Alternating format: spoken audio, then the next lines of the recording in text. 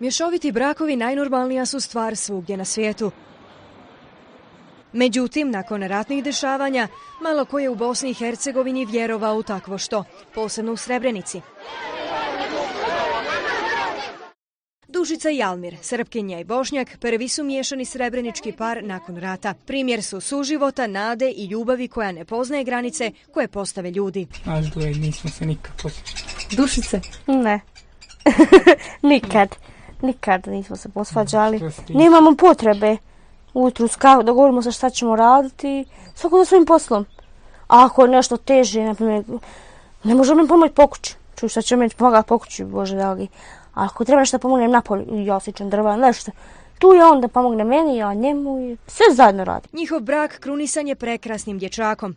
Dušica mu je dala ime Jusuf, po jednom od 7 daidži bez kojeg je Almir ostao u srebreničkom genocidu. Jednu večer smo sjedili, sad je kao da ti mi reci kako se zovu daidže što su nestale. I on je tako nabrajao. I da je došlo do 4. ili 5. Rekao Jusuf, super, rekao dalje. Ostaće Jusuf. I hvala Bogu, eto, jeste Jusuf. Kao je svako muško dijete što kaj jednoga daidže nosi što ono kaže. Znači sve što je izgubljeno, znači svi smo dali. Svako jedno koje muško dođe u našu familiju daje se ime njihovo. Upravo ovog 11. jula Almir je ukopao jednog od ubijenih daidži. Dušica mu je utjeha svih ovih dana, ali i godina unazad. To što mi je mama Srpkinja, otac Hrvat, ne znam kako da kažem. Nekako, kao da ja to osjećam u sebi kad sad to me priča. Nekako mi je teško mi je što je to moralo tako da se desi. Da sad, na primjer, ova omladina, da mi sad osjetamo neku svoju krivicu u sebi. Pa mora se živjeti, to što kaže, prošlost se ostavljaš, a budućnost ide dalje. Što kaj, jel mora se snalaziti. Tu je porodca, tu što kaj dijete odrasta, mora se snalaziti da bolji život. Dole kad prolazim čisto kraj memorijalnog, znači imam želju da proučim Fatihu.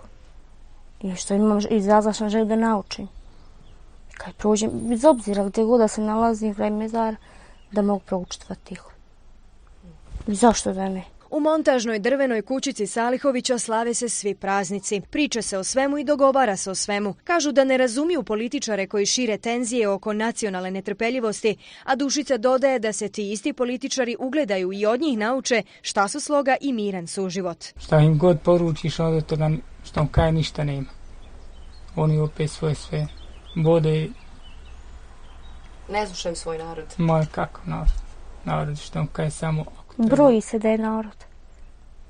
Da žive s narodom. Kakav narod?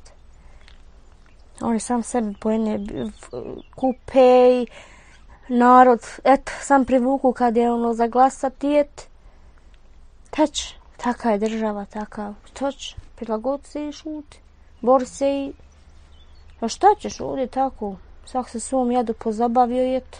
Iako nemaju sve potrebne uslove za normalan život, Dušica i Almir su potvrda kako se različitosti u vjeri uz ljubav i slogu prevazilaze, te kako ne treba mnogo da bi se živjelo u potpunom miru i još većoj ljubavi. Jedna zidana kuća i bolji uslovi za njihovu kravu koju iz milja zovu cura, pčele i maline upotpunili bi njihov život u Srebrenici. Njihova poruka je jasna. Poštovanje, sloga, ljubavi, to je jedino što opstaje u braku.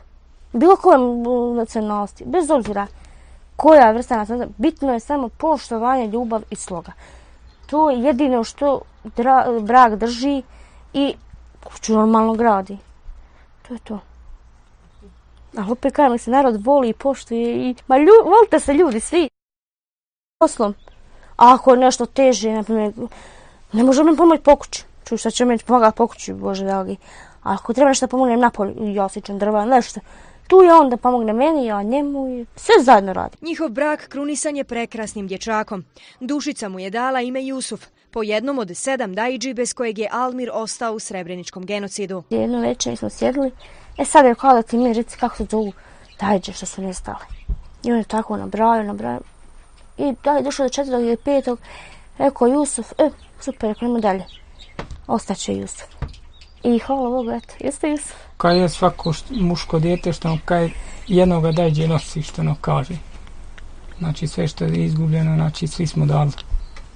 Svako jedno koje muško dođe u našu familiju daje se ime njihovo. Upravo ovog 11. jula Almir je ukopao jednog od ubijenih dajđi. Dušica mu je utjeha svih ovih dana, ali i godina unazad. To što mi je mama Srpkinja, otac Hrvat, ne znam kako da kažem. Nekako, kao da ja to osjećam u sebi kad se o tome priča. Nekako mi je, teško mi je što je to moralo tako da se desi. Da sad, na primjer, ova omladina, da mi sad osjećamo neku svoju krivicu u sebi. Pa mora se živjeti, to što ono kaže, prošlost ostavljaš, a budućnost ide dalje. Što ono kaže, jer mora se snalaziti. Tu je porodca, tu što ono kaže, dijete odrasta, mora se snalaziti da bolji života. Dole kad prolazim čisto kraj memorijalnog, znači imam želju da proučim Fatihu. I što imam izrazlašan želju da naučim. Mješoviti brakovi najnormalnija su stvar svugdje na svijetu.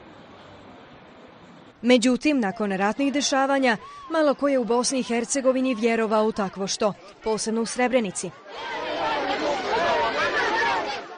Dušica i Almir, Srpkinja i Bošnjak, prvi su miješani srebrenički par nakon rata. Primjer su suživota, nade i ljubavi koja ne poznaje granice koje postave ljudi. Naš dvoje nismo se nikad posvađali. Dušice? Ne. Nikad nismo se posvađali. Nemamo potrebe. Ujutru dogovorimo se šta ćemo raditi. Svako za svojim kad prođem, bez obzira gdje god da se nalazim kraj mezara, da mogu proučiti Fatihu. Zašto da ne? U montažnoj drvenoj kućici Salihovića slave se svi praznici. Priča se o svemu i dogovara se o svemu. Kažu da ne razumiju političare koji šire tenzije oko nacionalne netrpeljivosti, a Dušica dodaje da se ti isti političari ugledaju i od njih nauče šta su sloga i miran suživot. Šta im god poručiš, onda toga što on kaj ništa nema.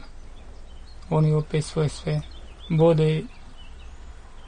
Ne slušaju svoj narod. Ma kako narod što on kaj samo... Broj